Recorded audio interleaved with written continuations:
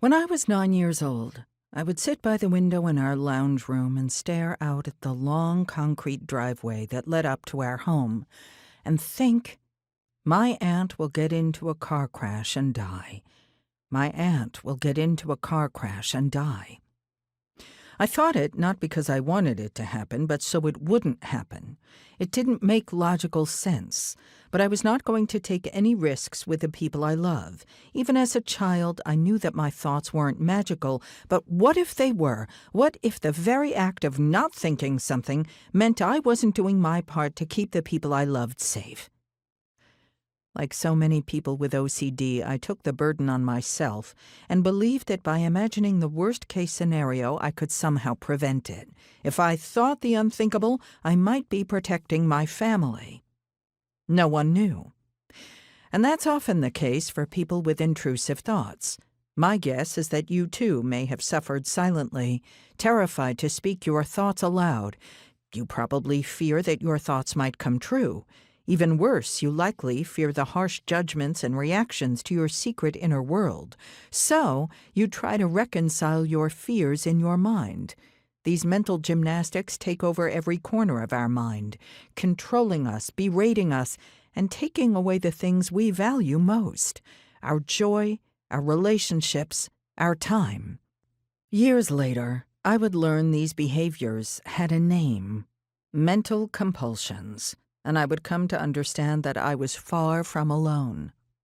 In fact, millions of people with OCD engage in hours, sometimes entire days, of exhausting invisible mental rituals.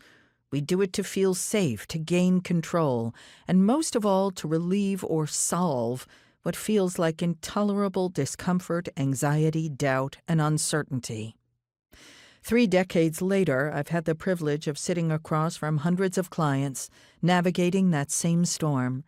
I've worked with people experiencing the most painful, unwanted, and terrifying thoughts, unimaginable thoughts, that bring them to their knees and make them cry, isolate, and question who they are. These are not just a few bad thoughts. These are thoughts that make people believe they are broken and doubt whether they are even worthy of being here. If you're holding this workbook, this story likely feels familiar because you too have tried everything to feel safe from your thoughts. You're here because you want to reclaim your life from the grip of mental compulsions. And based on research, many people spend years, sometimes decades, trying to solve their way out of anxiety. Mental compulsions are often overlooked, even by well-trained clinicians. While physical compulsions are easier to spot, mental rituals like mental reassurance, mental review, mental rehearsal, or thought neutralization, just to name a few, can be just as debilitating, if not more so.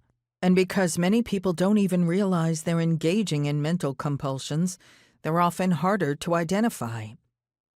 That's where the Mental Compulsion Workbook comes in.